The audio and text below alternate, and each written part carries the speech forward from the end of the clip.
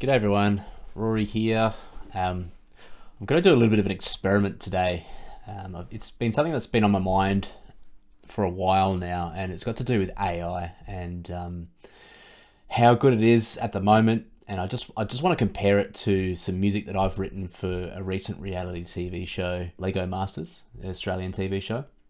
Lego Masters is like a reality game show. Contestants, they make things out of Lego, and it's judged by some Lego experts. Each week there's like a different theme, and the track that I'm going to compare to, that I wrote, is a Harry Potter theme. So they had a theme of Harry Potter in the show. They had to create some scenes from their favourite scenes from the movie, and so we had to write some music that was sort of inspired by Harry Potter without causing any issues with copyright. I haven't really planned it too well, but what I'm going to do is I'm going to first give AI a very rough brief, which is what I got. Essentially, I get a phone call from the creative director sometimes, not all the time, but sometimes. In this case, I did, because it's a bit more specialized. But most of the time, it's just a group message.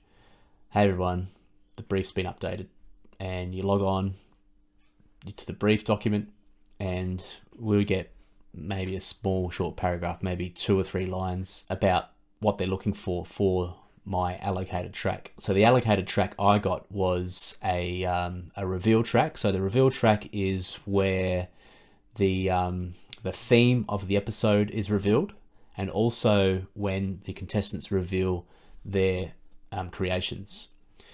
So there's 2 parts to it. It's Harry Potter theme. It's a reveal. In the brief, we get sort of keywords like in Lego Masters. It's wonder, grand, epic, playful, but not childlike. I get the brief, and then I write a track. I'll send it through to the creative director, and he may or may not have notes. In this case, he had notes, which is fine. I generally go back, I'll rewrite parts of the track or the whole track, depending on how terribly I've done, and then send it back off, and it either gets approved or another variation or some notes. So I think I'll show you the first iteration, because what I want to do is I want to see if the AI can first write a track as good as me. I'm not claiming to be a top level expert composer, but I do it for a living, and I get paid to do it. So I think I could say that I'm a professional composer. But I'd like to see if AI can do it as good as me. And I would also like to see if AI can iterate, because that's a pretty big deal. If you can't iterate, then it's not really going to be that useful. Well, I mean, it's still going to be useful, but it may not threaten my job in the near future. I'm sure one day it's going to take over completely. But for the time being, hopefully I'm safe. So yeah, I'm going to give it a very brief, similar to what I got. See how it goes. I'm going to ask it to amend a section of the track. So, the first 30 seconds or the middle section or the ending or something like that. I'm not going to be specific, because I don't get specifics in my notes. It's all very broad. And a lot of what I do is problem solving. I mean, as well as composing, but I have to kind of use my skills as a composer to write music without asking too many questions and without much instruction. My skills aren't just as a person who writes music. It's someone who can interpret language into music, if that makes sense. If I was the sort of composer that couldn't write a line of music until I had a half a page essay about what they're after, 1, I would never get hired, and 2, I mean, you may as well just get AI to do it if you're going to write that much about it. You have to be able to interpret very minimal instruction into something. And that's just part of it. So without further ado, let's listen to the first iteration of my track. This is my session. We've got a full orchestra. So winds, brass, keys, percussion, mallets, strings, and then some hybrid sort of effects, which I usually include in these shows, and then some choir. Let's go from the top. We'll play it all the way through, and then we'll have a bit of a chat about it. And then I'll talk about the notes I got, and then we'll go over to the AI and see what that can do. So here we go.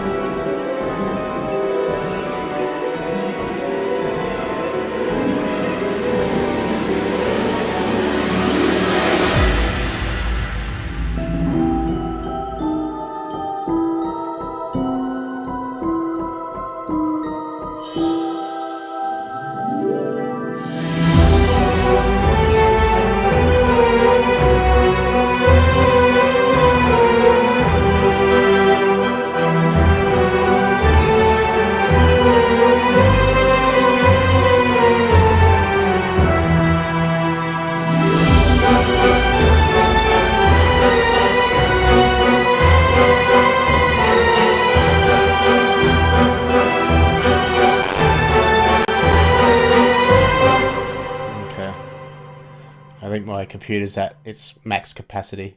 The notes I got from the creative director were, I definitely captured the Harry Potter vibe, but I was missing the sense of wonder and sort of the sound of the actual show.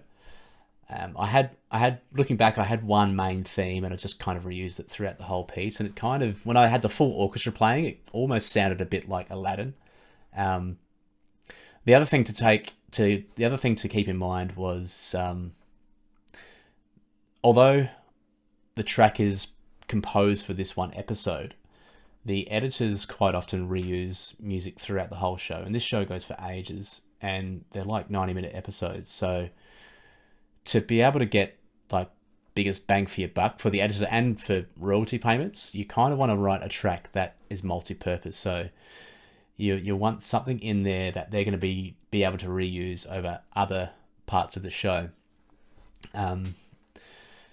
So with that in mind, I took that on board, and I went back and I recomposed it. So my approach was to keep the opening, because the opening I think captures the Harry Potter vibe, and then I just completely replaced the full orchestra section to something completely different. So yeah, let's just take a listen. And then we're going to go head over and see what AI can do. I'll just change the screen. Right, from the top, here we go. Oh, actually, let me just pick that.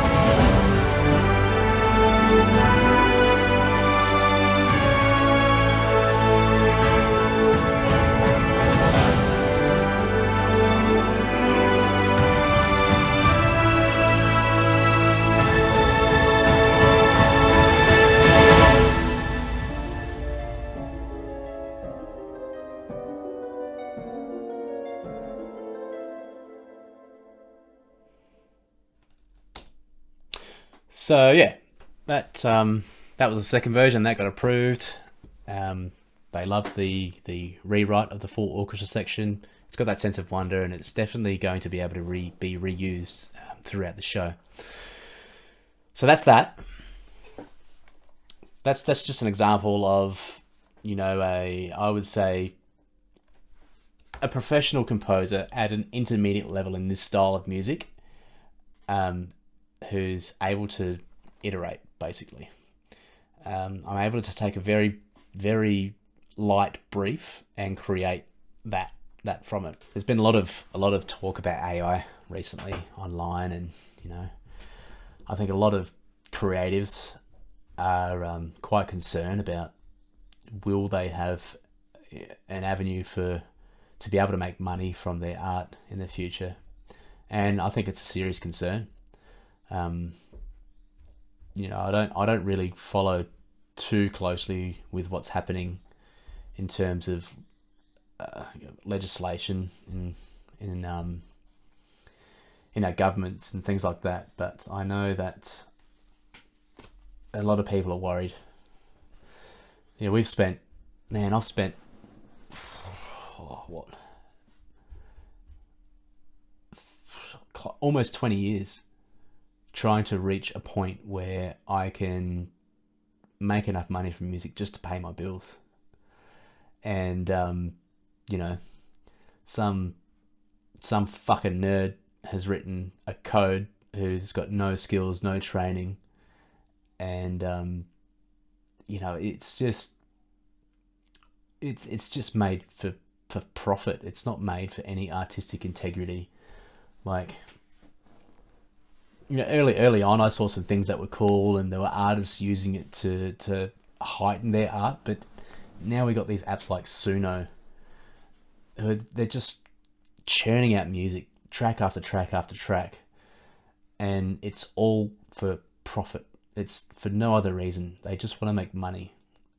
And I mean, the only way to make money from streaming and things like that these days is just volume. And so that's what's happening, is they're just making just a ton of music to flood the market even more than it's already flooded, or to flood these streaming platforms even more than what they're flooded, and soak up all the payments, and the people who bust their ass creating real music and real art are just going to be left behind. It's a bit of a sad state of affairs, to be honest, and it's kind of, I mean, I'll still create music, but I think the day that I hear that my we've lost a show, or I've lost a client to AI, I think I'm just going to give up. I can't be bothered fighting that battle. It's being a creative is hard enough as it is without bloody AI out there trying to take our jobs. They took our jobs. So, I'm very lucky. I actually have a whole other profession that I'm quite an expert in, and I can get paid quite a good salary. But there's a lot of people that I know that have just done music, and they have no other skills, and they're going to really struggle to find other avenues of employment if this AI thing takes over. It's going to disrupt. I think it's going to disrupt the whole entertainment industry. I don't know if it will disrupt the live music industry, and I mean, it might disrupt the streaming platforms, but most people make bugger all from streaming platforms anyway. Live musicians are making money from live shows. I think people still want to see humans perform music live, but in terms of the entertainment industry, for screen, for reality TV, and for advertising, I think yeah, a lot of us are going to be done for, and not just composers too. There's going to be editors, you name it, sound designers. I mean, yeah. I envision that, someone's going to be able to come along one day with a bunch of raw footage and just write a prompt in a program and say, cut this into a 60-minute episode. Find all the interesting points and storylines and make it interesting. And that's it. Come back in 3 hours and it's done. You know? And then there's the AI generated videos and things like that that are coming. My thoughts on that. I mean, I'm not that interested in viewing anything that's created by AI. It's almost like, for me, it's almost like a gimmick. But I'm in the industry, so I love film. I love stories. I love, the whole creation of a film and what goes into it. That's what I really enjoy. And when you watch a film, then you can tell that a lot of hard work's gone into it. That's what gets me excited. But there's a lot of people out there that just want to be entertained. They don't care. They don't care if they've spent $300 million on a film.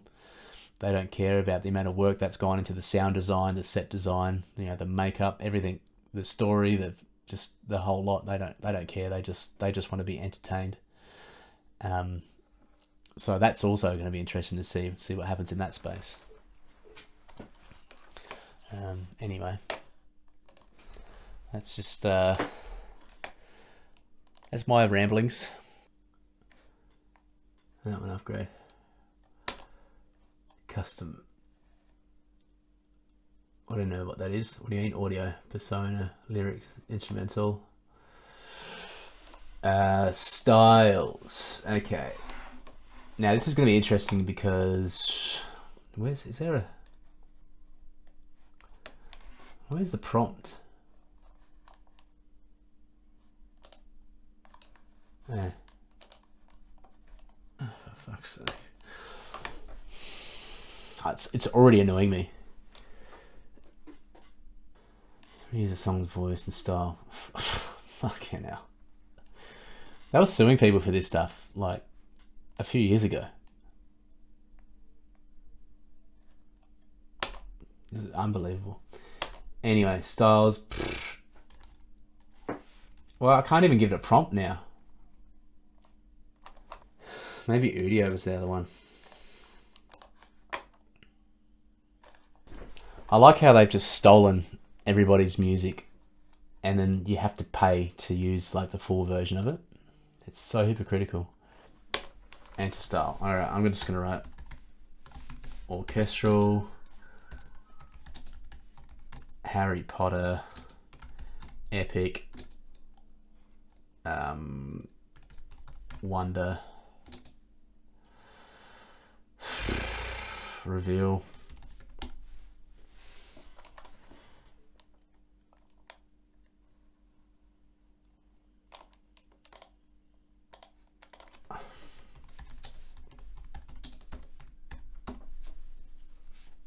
Brooke to the capital M.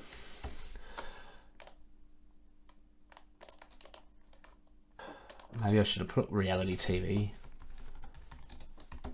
Maybe. Alright, let's see what it can do there. Well, I might not be able to do my iterations on Suno. Let's see what Udio can do. Describe your song. Okay. A reveal track in the style of Harry Potter used for Lego Masters TV show. Write your instrumental. Let's see what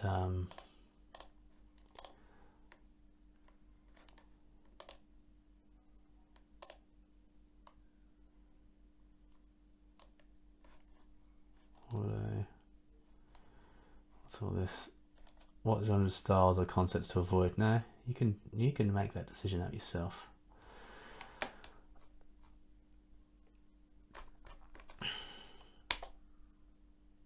Okay. Oh, it's done already. The magic brick. Let's see how that goes.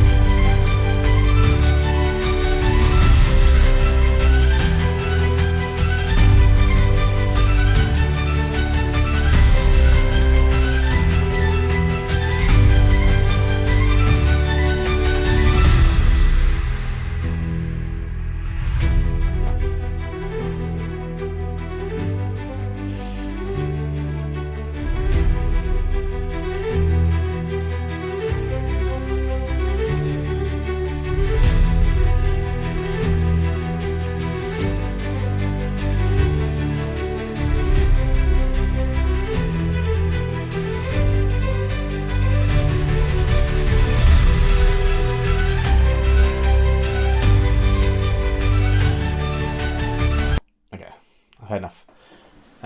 Okay, well, let's talk about that. First thing, I mean, it's quite impressive that there is a main theme there, and it's kind of developing the theme. That's actually quite impressive. The audio quality is terrible. That would never get used on a TV show, no matter how good the thematic idea is. It's very flat, so there's not much movement in the well, you would say the harmony, the chords. So it's very much chord with the melody over the top. Which, I mean, you do hear that a lot in reality TV. And that's usually very poorly written library tracks. So yeah, I mean, not great, but I mean, it's not terrible. I've definitely heard worse music composed by real composers on music libraries before. So yeah, that's a bit of a worry. I mean, I'm not worried, but it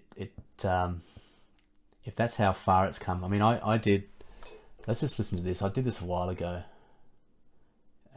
because I had this idea of comparing my music to reality, to one of my reality tracks. The show hasn't aired yet, so I can't really talk about it. But yeah. So the descripts pensive orchestral track, light, not too dramatic, hints of hope, elements of modern sounds. I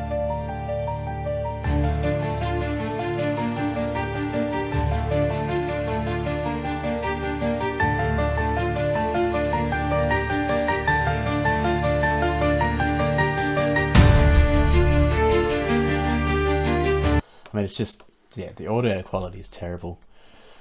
I mean, sometimes it even sounds like the stuff you get straight out of Sibelius or something. All right, let's. They got a second one here, so let's listen to that one. I may not listen to the whole thing.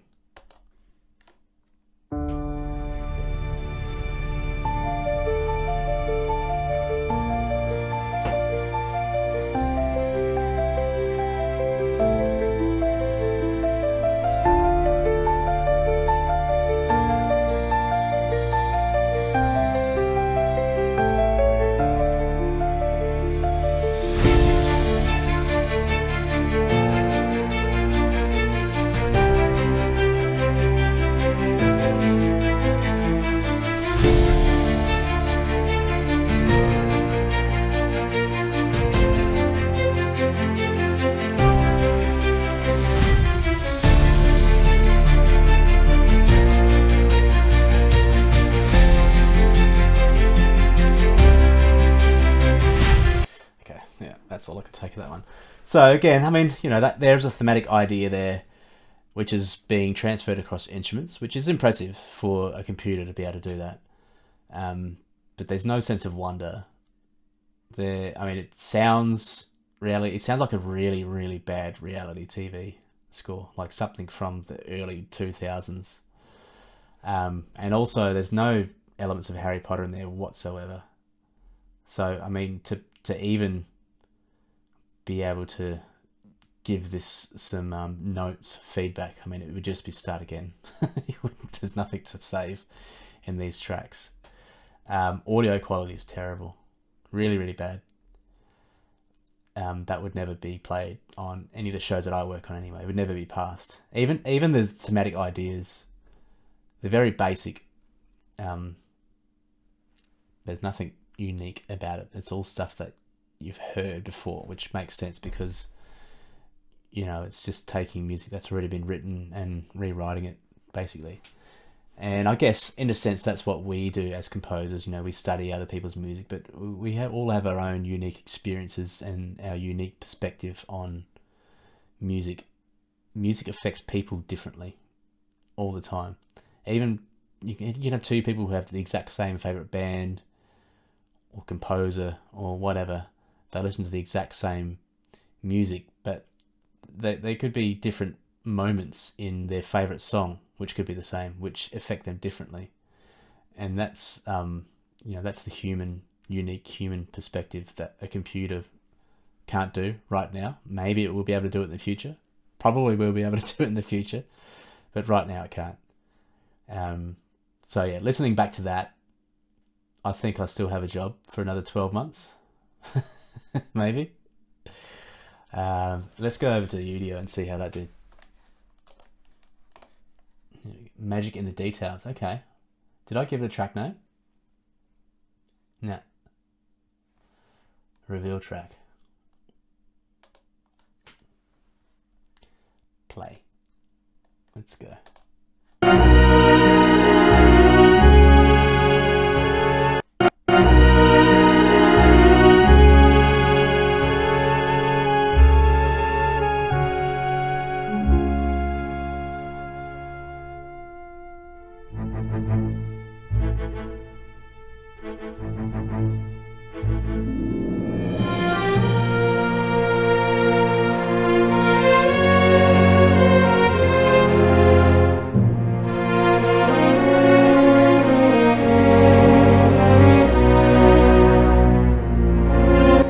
Okay.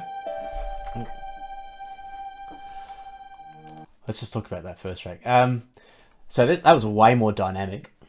Some of the intervals were questionable, but it also had some interesting harmony in there, which is, you know, that's indicative of the Harry Potter style.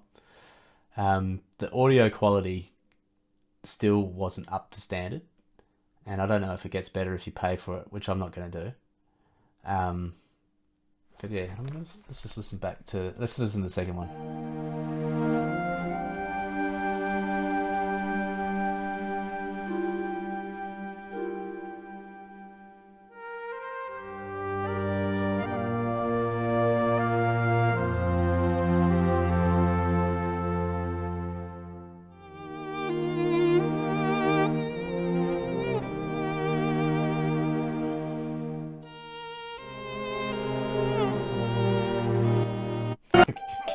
Stop. Okay. some of the sounds of the instruments are terrible. They're so bad. But I mean, yeah, I'm a little bit impressed by, you know, the dynamics and the harmonic choices. So it looks like you can extend it. I'm just going to extend this one and see what happens. What do I do? Add section. No, just make it longer.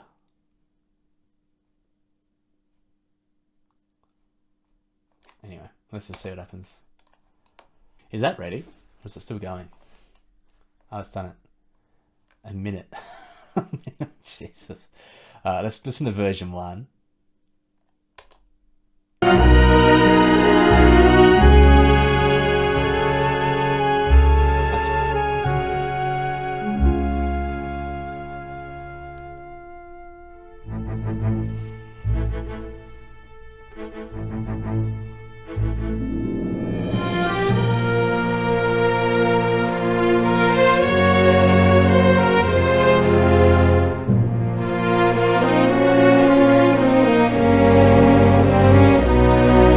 that's interesting.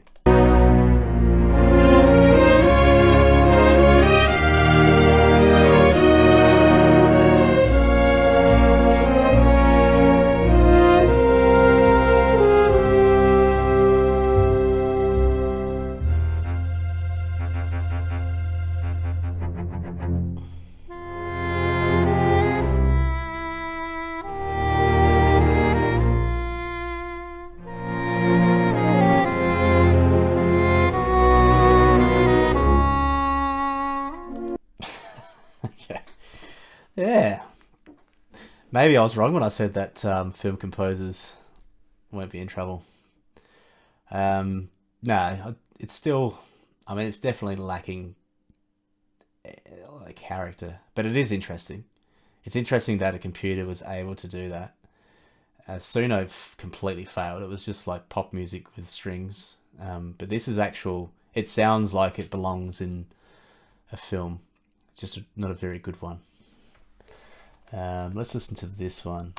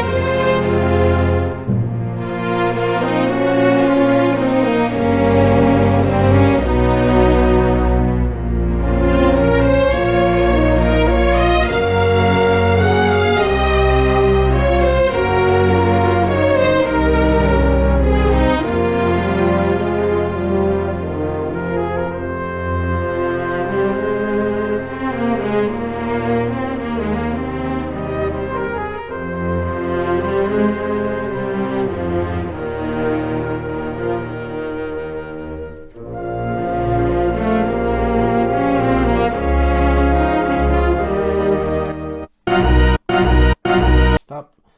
Did you hear that the call and response between I think it was like the trumpet and the cello?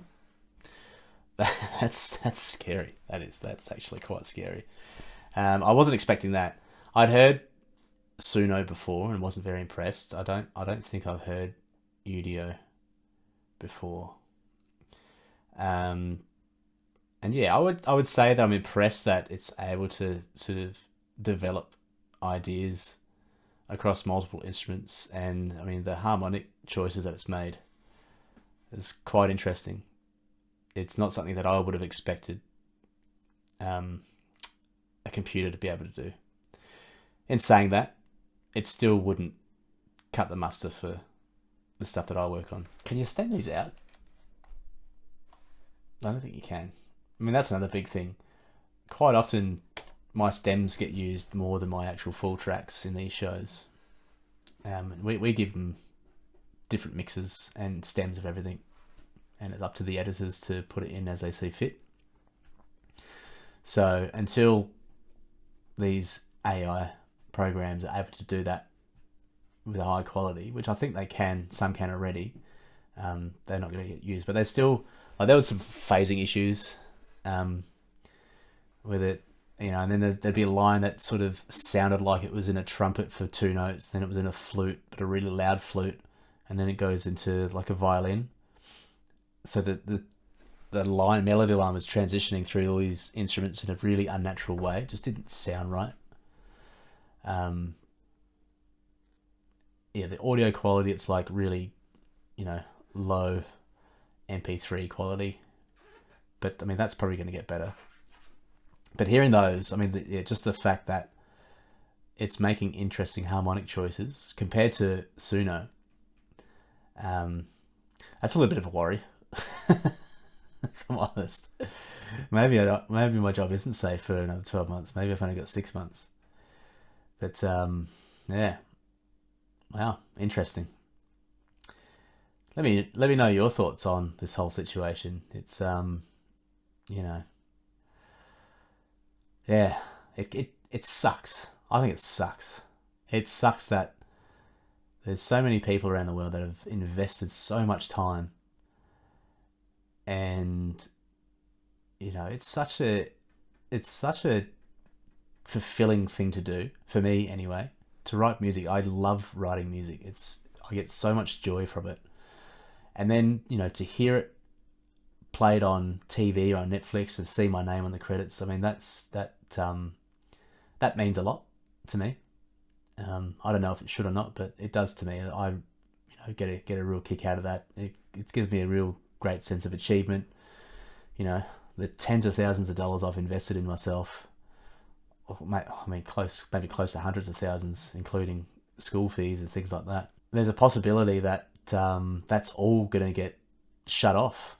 All those years. I'm 41 years old, and I've only really just started to make enough money to pay for my bills, and to call myself a professional working composer. It's always been a side job prior to the last sort of 12 months, and it seems like the direction it's going is AI. I think is going to definitely take over the space that I'm working in, which is reality TV. I'm always wanting to move into film. I work in games too. I've got a bit of experience in games, and I think that might be a ways off, just because you still need to be able to implement it, and that's a skill in itself, which I've been learning. But it wouldn't take much for a coder to learn. So yeah, I mean, maybe that space is going to get taken over too. It's interesting. It's interesting. It's worrying.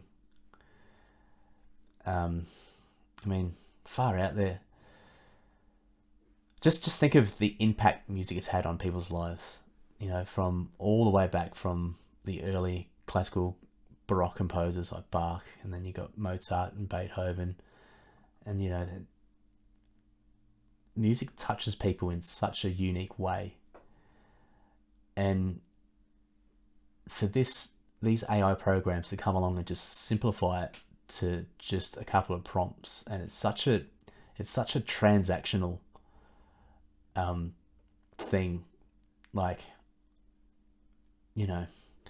there's nobody's life experiences has gone into the creation of it. Nobody's pain and suffering or happiness or delight, none of that has gone into the creating of these tracks. It's just a simple prompt to get a job done.